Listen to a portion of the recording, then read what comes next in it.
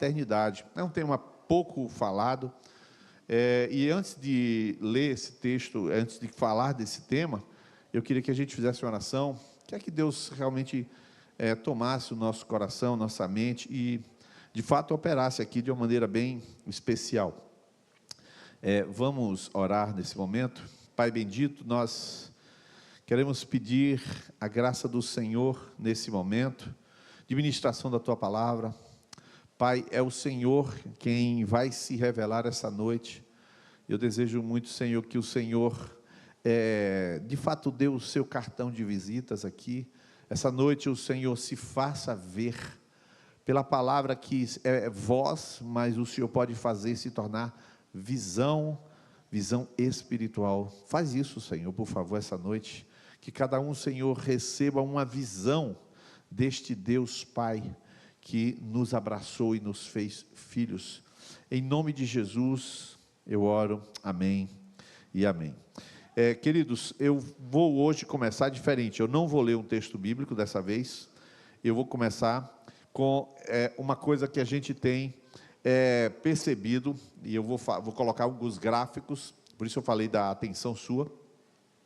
Uma coisa que a gente tem percebido que são duas áreas terríveis, de enorme necessidade na nossa sociedade. Uma delas é esse problema da paternidade. O outro eu vou passar por ele, mas esse primeiro problema aqui é famílias de pai ausente e mãe solo. Eu vou explicar direitinho para você sobre isso.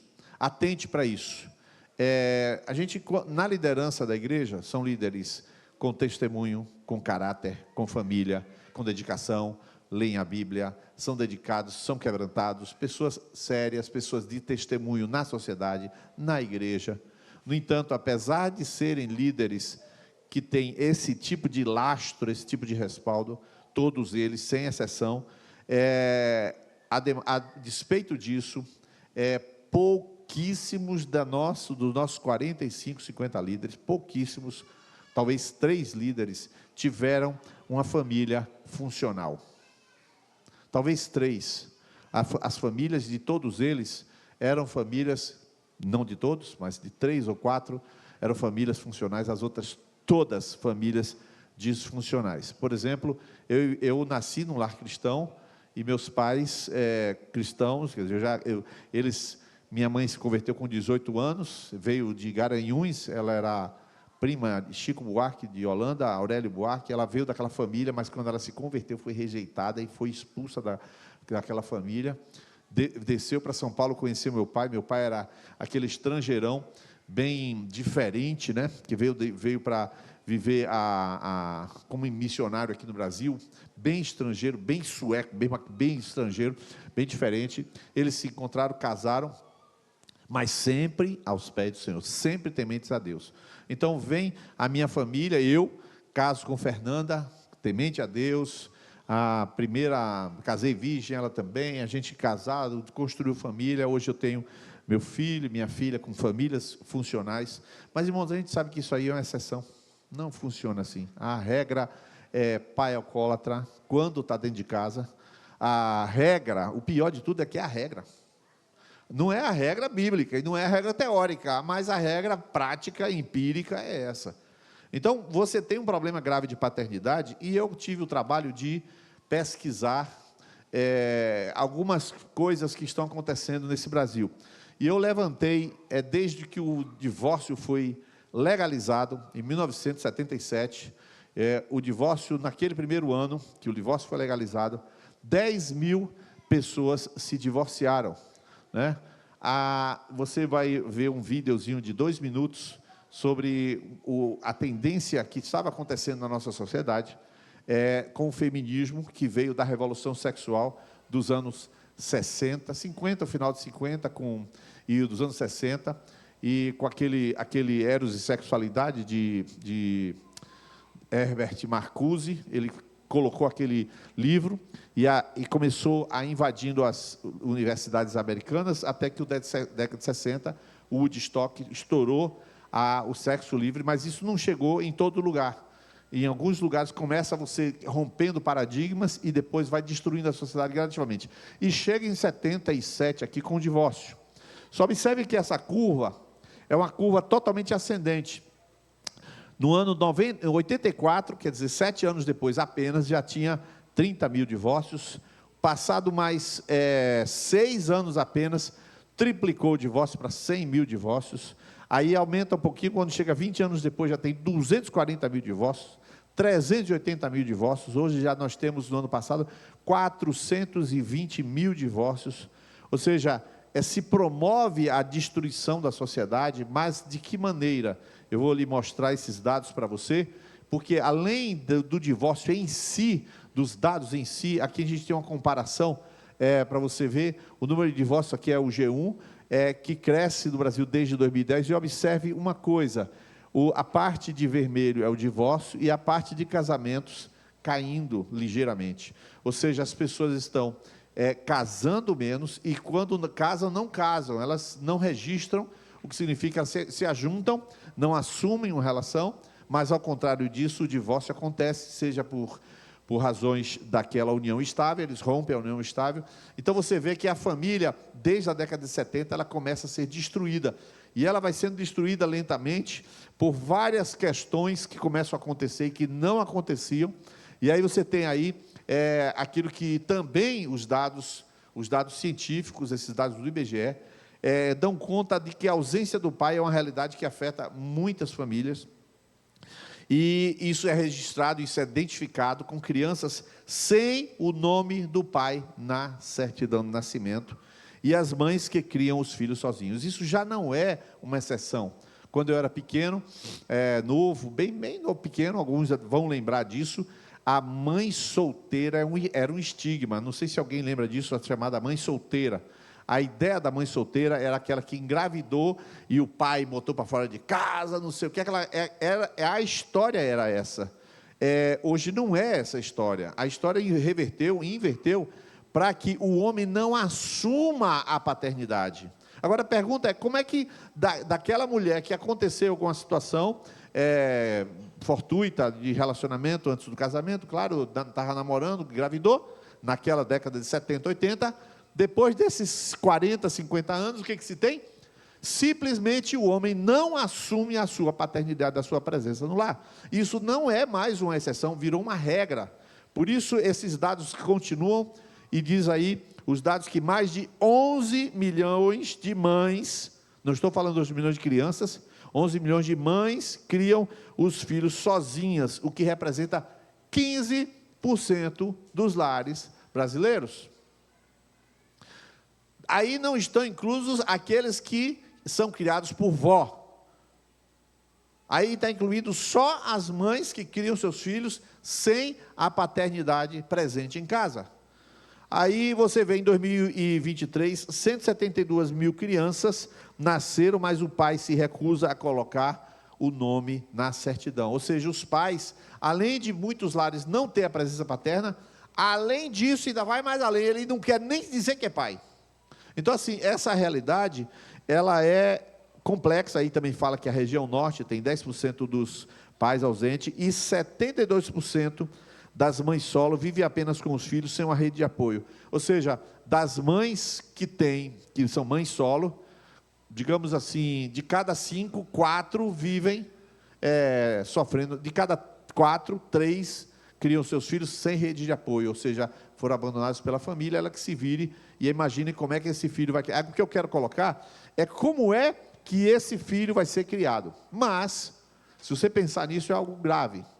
A gente vai entrar na palavra de Deus, obviamente, mas isso tudo é consequência daquela revolução sexual que foi disseminada, e com a finalidade da revolução sexual, ela liberar todas as pessoas para uma vida sexual livre, sem barreiras, sem restrições, lá vão ter, do jeito que bem quisessem, e isto traria consequência na destruição da família, porque essa promiscuidade não afetaria necessariamente a mulher em primeiro lugar, afetaria o homem em primeiro lugar, porque naquela promiscuidade, o homem já não seria fiel à sua esposa, assumidamente, e ela aceitaria isso, e os lares se destruiriam, e foi o que aconteceu. Passados esse tempo, o que se tem é essa destruição. Vou colocar agora um vídeo dessa mulher chamada Shulamit Firestone, e eles vão colocar o vídeo de 2 minutos, que eu fiz um recorte, é uma explicação bem sintética dessa mulher, que foi uma mulher promotora de uma revolução sexual, é uma das muitas, tá? Mas essa é a mais famosa. Pode colocar o vídeo.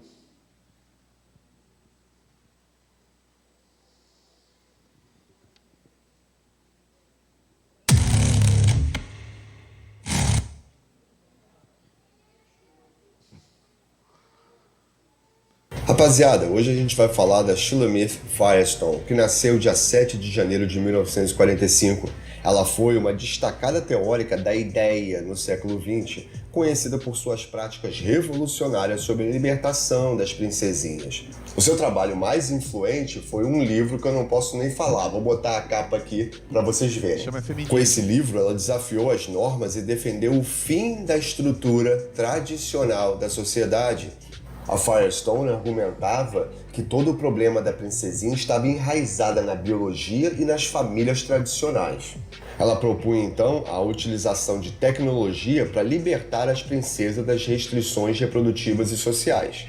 Ela foi uma figura central na segunda onda da ideia, lá para a década de 60, 70, e deixou um legado muito forte. Ela hoje é referência nessa ideia em si. Dentro das ideias centrais que ela teve, eu vou passar algumas aqui para vocês. Crítica à estrutura patriarcal. Firestone argumentava que a opressão das princesas estava enraizada na estrutura da sociedade, que atribui papéis e valores diferentes com base no gênero. Ela pregava também a desconstrução da biologia como destino. Ela pregava que, se tinha alguma diferença entre os dois gêneros, isso não deveria ser um fator determinante do destino de cada um. Como um patriarca e outra como uma matriarca que só vai ficar em casa cuidando dos filhos. Ela pregava a libertação através da tecnologia. A Firestone acreditava que a tecnologia, como a contracepção e a reprodução assistida, podia libertar as digníssimas dos fardos biológicos da maternidade e permitir uma verdadeira igualdade. Rapaziada, ela pregava firmemente a abolição da família tradicional. Ela achava que acordos momentâneos entre duas pessoas eram mais do que suficientes, coisas casuais, pregava muita utilização da tecnologia para reprodução, ou seja, não há mais relacionamentos, não há mais casamentos, e se você quiser ter um filho, eventualmente você vai ter uma máquina que pudesse te ajudar, e a gente está chegando perto disso. E por último, ela pregava a aliança entre a ideia e a luta de classes. Firestone via a luta das princesas como parte integrante da luta de classes, argumentando que a libertação das princesas estava ligada à transformação das estruturas sociais e econômicas. Foi só essa parte aí. Mas o que isso gerou na prática? Isso gerou... Indo para frente aqui. Deixa eu ver aqui, não está funcionando? Ou está? Deixa eu ver, voltei para frente. Aqui. Ele gerou esse problema de número 2 que eu coloquei aqui. Ou seja, a evolução sexual, juntamente com digamos, a apologia que Shulamit Firestone fez e foi disseminada e as mulheres foram incorporando gradativamente, gerou um forte motivo de desestruturação familiar, que foi o quê? A hipersexualização. E aí você vai ver uns fatores assim muito diretos, e eu vou colocar para você uma pesquisa. Onde é que está aqui? Cadê, rapaz? Aqui vai para frente, vai para trás. Aí. O item de pornografia. Segunda passada, na liderança, nós assistimos um vídeo de um terapeuta, e a liderança visualizou algumas coisas sobre esse tema, mas não é aquilo que o terapeuta foi falado, eu levantei um dado técnico, e olha o que você vai ver do dado técnico acerca da pornografia, que é consequência da revolução sexual. Primeira coisa, 12% dos sites, de todos os sites da internet, são sites pornográficos. A segunda coisa, a cada segundo, nos Estados Unidos, $3.000 a cada segundo são gastos com pornografia. 40 milhões de americanos visitam regularmente sites pornôs. Por que está falando de Estados Unidos? Porque é onde dá para você pegar as estatísticas. Se fosse no Brasil, semelhante. Mais alguma coisa aqui. Nos Estados Unidos, a pornografia arrecada cerca de 2,8 bilhões de dólares por ano. Você sabe quanto é o mercado esse mercado de pornografia no mundo? Nos Estados Unidos é 3 bilhões. No mundo é 100 bilhões de dólares. Para você ter uma ideia, nós ajudamos um orfanato no Nepal. A videira manda periodicamente uma oferta para o Nepal, que tem um orfanato lá, para comprar meninas na Índia por 15 dólares. Compra as meninas e leva através da fronteira para o Nepal, e elas chegam lá doentes, e a videira, a gente ajuda episodicamente esses... Então, por que isso? Elas são tiradas das suas famílias para serem instrumentos sexuais, vendidas como escravas sexuais. Isso é pornografia, e aí filma, e aí é 100 bilhões esse volume. 2,5 bilhões de e-mails diariamente são pornográficos. Passando rapidamente, 25% de todas as buscas no Google, instrumentos de pesquisa, são relativos à pornografia. De cada 4 buscas, uma é pornográfica. E aí você tem 35% de todos os downloads da internet, 1/3 são ligados à pornografia. Dos top 3 sites pornográficos, aí mais pesquisados, você vê, tudo é sexo. 34% dos usuários, 1/3, já tiveram exposição indesejada à pornografia por meio de anúncios, links, de algum modo. Irmãos, simplesmente, na nossa liderança, 100% dos líderes, incluindo eu, tivemos um período da vida em que a gente estava repetitivamente acessando pornografia. Todos.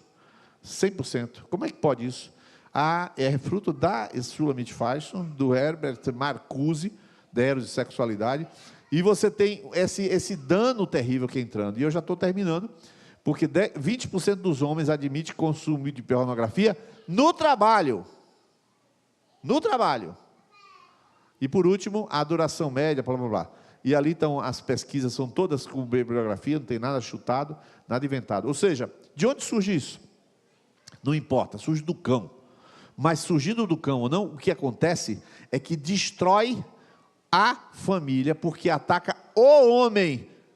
Ataca o homem. Ele se volta à vida com a sua esposa pensando exclusivamente em pornografia. A mente dele está deturpada, porque a pornografia é o sexo produto, não tem relação, não tem um envolvimento emocional, não tem um preço. Um casal que se ama, eles têm afetos, têm relacionamento, têm comunicação, tem todo um envolvimento de alma.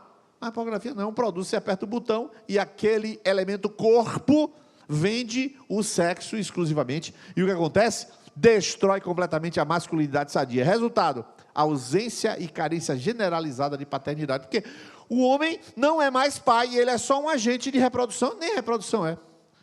E ele não se torna presente porque ele está contaminado. Eu nem ia falar, eu só vou citar para vocês que a droga da pornografia, ela é semelhante em termos de estimulação cerebral, é mais forte, melhor dizendo, hoje eu vi uma outra reportagem, é mais forte do que a cocaína, é semelhante à heroína, a pornografia é semelhante à heroína, só que tem um detalhe, ele é estimulado uma vez, depois que ele deixa de assistir e vai assistir a segunda vez, ele é estimulado um pouco menos, depois um pouco menos, então o que ele faz? Ele aprofunda a pesquisa de pornografia e vai piorando o tipo de pornografia para poder ver se volta ao primeiro estímulo elevado de dopamina. Então essas coisas, o que eu quero colocar aqui essa noite, eu falei de paternidade, parece que não tem nada a ver, é uma destruição dos lares. Por essa razão, se a gente for perguntar a cada um daqui, quantos foram criados em um lar que o pai jogava a bola com você, que o pai assistia um filme e um desenho animado com você, que o pai participava da sua vida, o pai fazia culto doméstico, eu não vou nem pedir para levantar a mão. Vou nem pedir. Isso era para ser o padrão, e não é. E aqui na videira tem muitos pais que fazem isso hoje. Ou seja, pense o que é uma restauração de fundamento. Estou fazendo isso hoje. Eu recebo foto de pais fazendo culto doméstico. Quem é pais? Não é pai, pai e a mãe não. Pai homem. O homem que não está ali como elemento sexualizado. Ele está ali estruturando e ordenando uma família. A partir da figura masculina. E o que eu quero colocar aí para você? Preste atenção. Por essa falta de paternidade, por essas inseguranças, por essas carências, por esses vazios, porque esses homens foram arrancados, ao longo das décadas, foram arrancados para um motel, foram arrancados para frente de uma televisão, foram arrancados para frente de uma internet, e agora, eles não foram arrancados, deram a eles o próprio pecado. Ou seja, nós estamos num tempo em que, se você não tem consciência do que você vai fazer, você não precisa ser tentado, você já está dentro do inferno. Aquela época em que você era tentado não existe mais. O inferno está com você. E qual é o dano que isso causa? Qual é o dano que causa na criança? Aquele homem que está ali, mas ele está desconcentrado, porque nessa hipersexualização, ele é letárgico, lento, improdutivo, distraído, não se concentra, não consegue ler, ele não consegue crescer mentalmente, está paralisado, ele só trabalha com altos níveis de estimulação. Ele é uma máquina de prazer e não de razão. Por que eu estou chamando esse tema e relacionando com a paternidade? Você vai entender agora. A outra paternidade, todo mundo veio de lar disfuncional? Pode ter vindo, mas não é porque você veio de um lar bom, como Fernanda, por exemplo, que o pai dela, nós estávamos lá no Hospital Espanhol, quando o pai dela faleceu, eu estava lá no quarto, era unido com a mãe, beijando a mãe, não sei o que, depois peguei a mãe de Fernanda, trouxe para dentro da minha casa para cuidar, beleza, um lar todo ordenadozinho, eu e o dela, beleza. Não estou falando porque ela tem um lar ordenado, que ela sabe o que é paternidade de Deus, não tem nada a ver uma coisa com outra. Tem nada a ver uma coisa com outra. Eu tive uma amizade muito grande com meu pai, então eu sei o que é a paternidade de Deus. Não tem nada a ver uma coisa com outra. As pessoas têm esse equívoco. Vamos ler João 6,42, e agora é Bíblia. João 6,42, vamos ler, 1, 2, 3 já. Filho de José. Como, pois, diz ele, desci do céu. Tem duas paternidades aí. Ele é filho de José e ele é filho de quem? Ué, filho de Deus? Tem duas paternidades? Sim, é isso, exatamente isso. Você pode olhar o seu pai e falar: rapaz, meu pai era omisso demais. Não, eu nem tive pai. Ah, rapaz, eu nem sei como pode falar, é violento, pode falar o que for, alcoólatra, que é a média normal. Eu vi uma história hoje absurda, o bisavô teve 19 filhos com aquela mulher, mas ele tinha um hábito de pegar a mulher e queimar com ferro.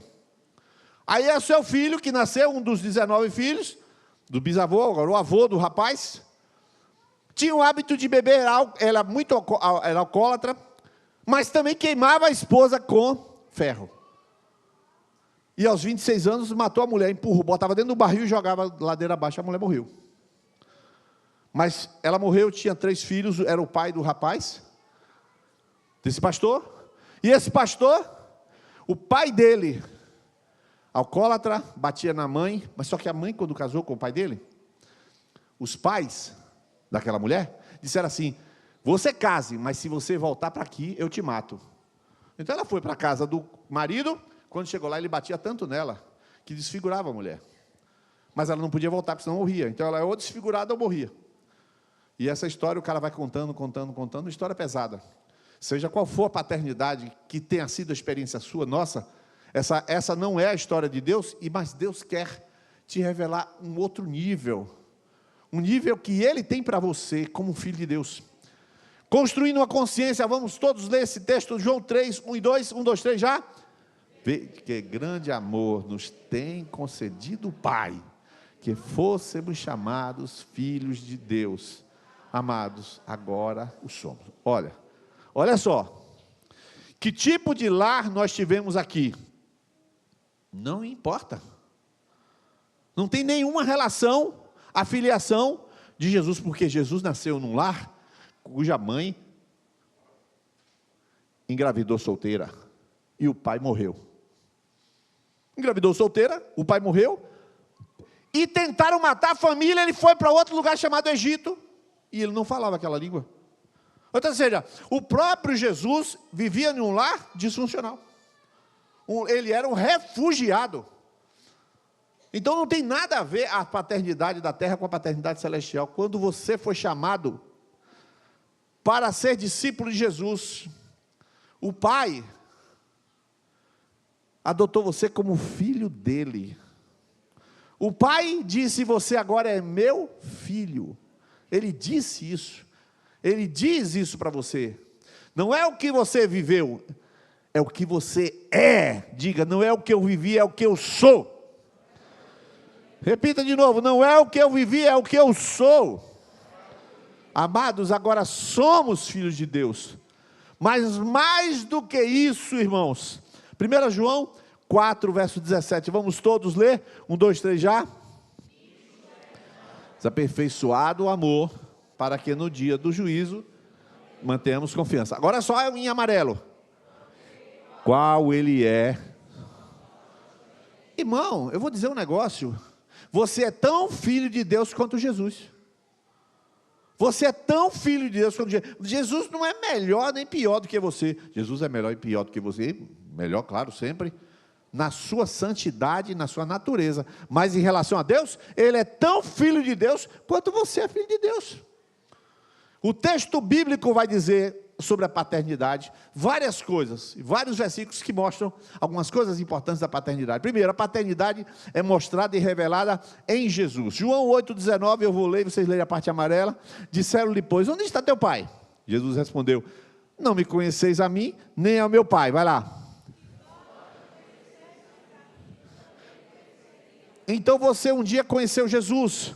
Quando você conheceu Jesus, você conheceu o Pai, porque Ele e o Pai, Ele revela o Pai. Então você já sabe que o Pai é amoroso, é bondoso, é generoso, é perdoador. O Pai não é uma figura diferente de Jesus, o Pai é Jesus. São duas pessoas, mas são uma.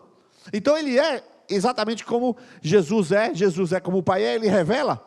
Agora, olha só, para você ver que nós somos filhos de Deus, igual Jesus. Por exemplo, João 6,27, eu vou ler a parte branca e você lê a parte amarela. Veja só, está dito isso sobre Jesus. Trabalhai não pela comida que perece, mas pela comida que permanece para a vida eterna, a qual o Filho do Homem vos dará, porque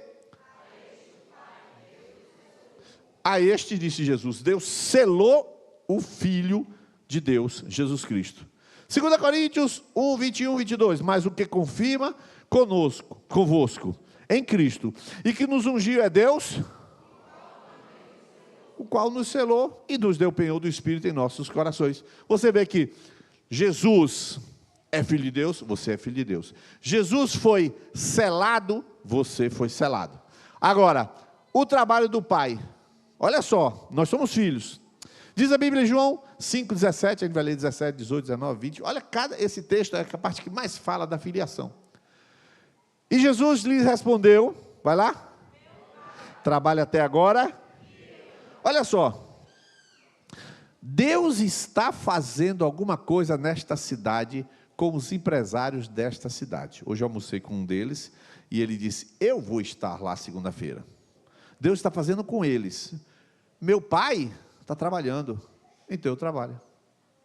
Você vê como é, meu pai trabalha, eu trabalho, meu pai trabalha. Nós estamos em parceria, nós estamos trabalhando com o Joade, nós estamos restaurando famílias. Quem está restaurando famílias? O pai. O pai está restaurando família? Nós estamos restaurando famílias. O pai trabalha, eu trabalho também. Nós somos parceiros, porque o pai e o filho fazem a mesma coisa. Mas se refere a Jesus. Vamos continuar. Ser filho de Deus é ser como Deus. Olha que coisa, Jesus e o Pai. E agora você é filho igual a ele, você vai ver. 5,18, por isso, pois os judeus ainda mais procuravam matá-lo, porque não só quebrantava o sábado, mas também fazendo-se igual a Deus. Ai que coisa, ele dizia que Deus era o próprio Pai. Pergunta bem básica para você, quantos têm certeza de que Deus é o seu Pai? Diga amém. Então você é igual a Deus. Olha lá. Você se faz igual a Deus, como é que pode? Claro, não é igual, você não está no trono, tá? A gente já sabe disso. mas é igual a Deus, ou seja, você é filho dele, então você tem a natureza dele, o Espírito Santo mora em você, o próprio Deus mora em você. O Pai realiza, o Filho realiza também. Quantos filhos de Deus tem aqui? Diga amém. Então olha a realização das coisas, olha a realização. 14 pessoas irão para Novo Paraíso no sábado. O que essas pessoas vão fazer? Vamos ler. Mas Jesus respondeu e disse, na verdade vos digo, que o filho por si mesmo não pode fazer coisa alguma, se não vir fazer o Pai, por quê? Deus quer cuidar de pessoas sofridas e necessitadas em Novo Paraíso. Ele então chama um filho para fazer. Então quando ele começa a cuidar, o filho está cuidando. E quando o filho está cuidando, você é filho de Deus? Observe a igualdade. Agora, aí você vai se aproximar dessas passagens que são as mais fortes. O pai ama o filho e revela tudo o que faz. Tudo Bíblia. João 5:20. Por quê? E mostra-lhe tudo o que faz, e ele lhe mostrará maiores obras do que estas, para que vos maravilheis. O pai ama o filho. Vou dizer uma coisa para você, por isso que eu te pedi para você prestar atenção, que vinha a palavra de Deus. O pai ama o filho. Você é filho de Deus? Amém? O pai ama o filho. O pai não, ele não ama o bom comportamento do filho como nós, que a Bíblia diz que sendo maus. Nós somos maus e mesmo assim sabemos, não funciona assim com Deus. Deus não ama o bom comportamento seu. Deus ama você, meu amado. Deus não ama se você estiver bem. Deus ama a sua pessoa. E por que Ele ama? Porque Ele não consegue não amar. Ele é amor. Ele, quando adotou você como filho, Ele já disse que vai te amar. Para você ver que é uma questão dele contigo. Não é uma questão sua com Ele, mas dele contigo. Vamos lá. O pai deseja que o filho o conheça. Você é filho de Deus? Diga amém. Pronto. Então o texto bíblico. Mas a hora vem, e agora é, em que os verdadeiros adoradores adorarão o Pai em espírito e em verdade. Por quê? A tais que assim... O Pai está procurando pessoas que o conheçam, que o procurem, que o compreendam, que o entendam. O Pai ama Jesus, o Pai ama você. Olhe o texto que eu considero mais forte do amor de Deus, que tem na Bíblia, é esse texto. João 3,35, vamos ler a parte amarela, 1, 2, 3. Aí você já sabe que está falando de Jesus, né? Mas está dizendo, o Pai ama o Filho. Mas vamos ver se ama você? Vamos ver se ama. João 17, 23. Não tem versículo mais forte do que esse na Bíblia sobre o amor de Deus. Eu neles e tu em mim, para que eles sejam perfeitos em unidade, e para que o mundo conheça que tu me enviaste a mim, e que tens amado a eles como me tens amado a mim. Meu irmão, Deus não ama Jesus mais do que te ama. Como é que Ele consegue? Eu não sei. Mas Deus ama você exatamente como ama Jesus. Isto é natureza de Deus para contigo, para comigo. Então Ele fez o quê? Ele colocou um filho na terra para você entender que tipo de relação você precisa ter com Deus. Você entendeu? Ele colocou o Filho de Deus na terra para entender que tipo de relação você precisa ter com Ele. Talvez você esteja tendo uma relação de servo de Deus. Seu chamado não é ser servo de Deus, embora seja servo. Talvez você esteja uma relação de certo e errado. Eu tenho medo porque eu peco muito. Isso não é relação com Deus. Isto é relação com o seu próprio medo de Deus. É relação com o seu próprio medo de Deus. O que Deus quer revelar é a paternidade que Ele fez filhos. O texto continua. Quantos pais abandonam os filhos? E eu estou terminando, porque eu quero orar. Quantos pais abandonam os filhos, irmãos? Nós vimos aí 11 milhões de lares que os pais preferem o prostíbulo, preferem amantes, preferem os bares.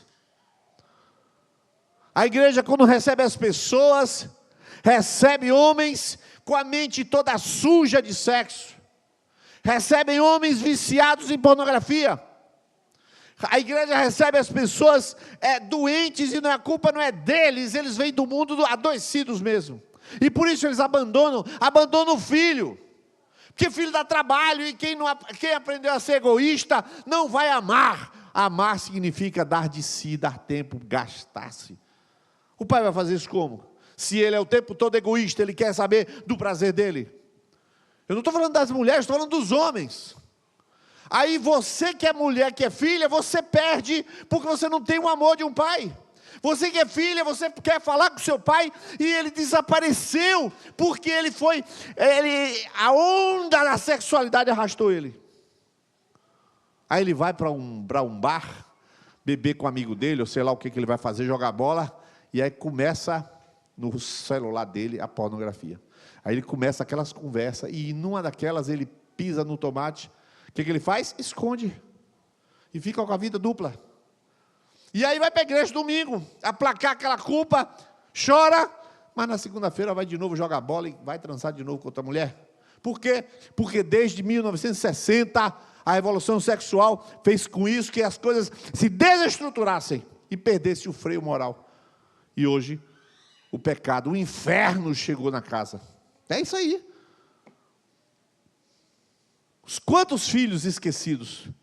O pai, no entanto, nunca abandonou Jesus. O pai nunca abandonou Jesus. Diz o texto bíblico, João 8:29, toda a igreja, vamos ler? Não me tem deixado só, porque o pai nunca abandonou Jesus. Abandonou sim, uma vez. Por que me desamparaste? Porque ele estava pegando o nosso abandono e levando na cruz. Ou seja, o abandono que nos foi outorgado, que nos foi imposto, Jesus levou na cruz do Calvário. Mas, Colossenses 1 e mais 3 versículos, e a gente encerra aqui esses textos, eles estão dizendo para a gente, que a gente vive para agradar a Deus. Colossenses 1:10, vamos ler, 1, 2, 3, para que possais andar dignamente diante do Senhor, o quê?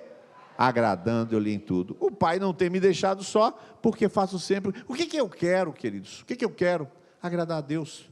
O que eu desejo no relacionamento com vocês? Agradar a Deus. Como é que eu quero tratar você? Agradando a Deus. Como é que eu quero respeitar e considerar a sua pessoa? Dar atenção a você? Agradando a Deus. Ou seja, Deus está olhando e me olhando, e eu estou falando contigo, mas na verdade estou falando com Deus. É assim que os relacionamentos na igreja funcionam. 1 Tessalonicenses 4:1, eu vou ler a parte em branco. Finalmente, irmãos, vos rogamos e exortamos no Senhor Jesus, que assim como recebestes de nós, pode ler?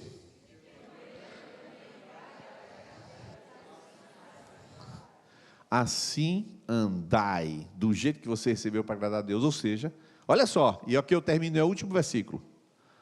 O Pai não vai nos abandonar, olha só, sejam vossos costumes sem avareza, contentando com o que tendes, porque Ele disse, diga o que Ele disse, nunca, jamais te abandonarei. Então eu vou revisar aqui para você algumas poucas coisas que a Bíblia fala sobre nós e o nosso Pai. Primeiro, nós somos filhos de Deus. Segunda coisa, nós somos o próprio Jesus aqui na terra. Nós somos também como o que Ele é neste mundo, 1 João 4,17. Terceira coisa, Deus revela a paternidade em Jesus e nós somos filhos de Deus por Jesus. Quarta coisa, Deus selou seu Filho, Deus nos selou. Quinta coisa, nós estamos trabalhando para o Pai, nós vamos servir, eu estou servindo aqui, vocês estão servindo, o Hilário está servindo, o Vandildo está servindo, nós estamos servindo lá em Novo Paraíso. O trabalho do Pai é o trabalho do Filho, o meu trabalho é o trabalho do Pai. Ser filho de Deus é ser como Deus, João 5,18.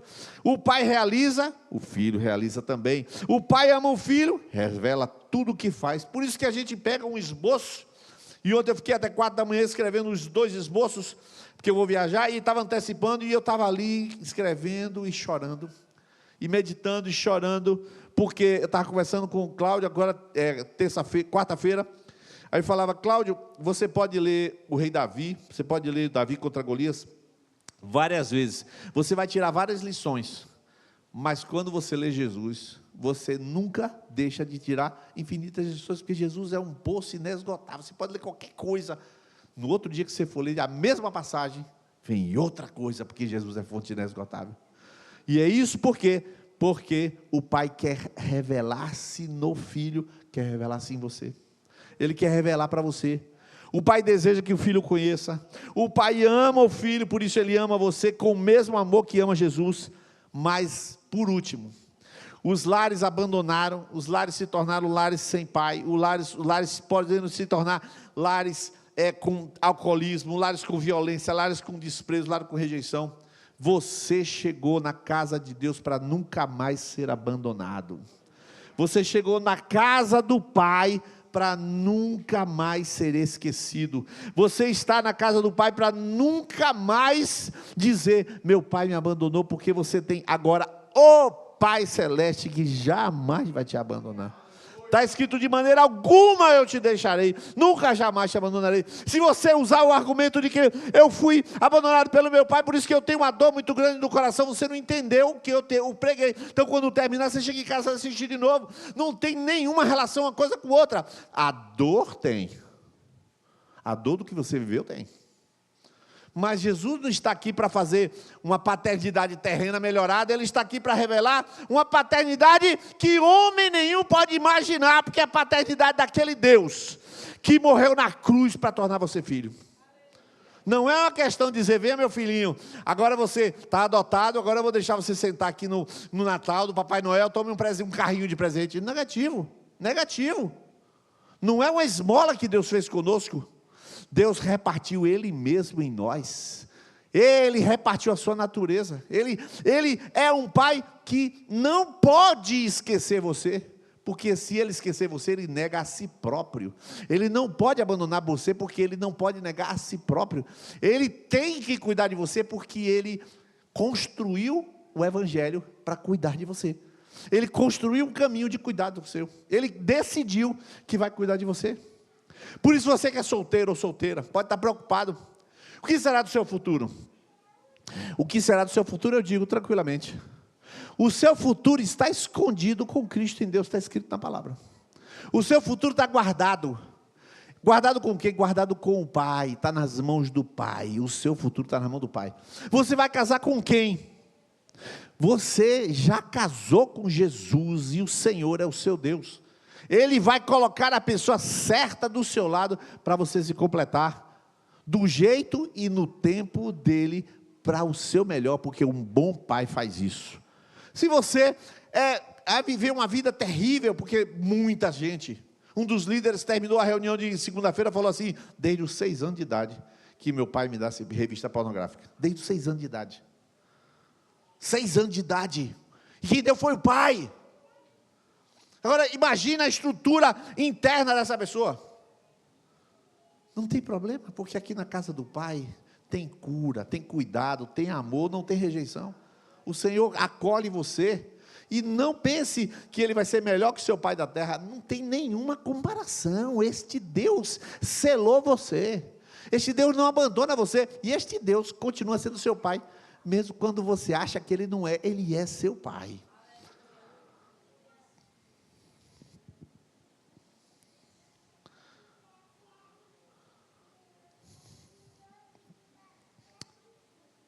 Vocês conseguem colocar aquela música de Aline Barros, Casa do Pai?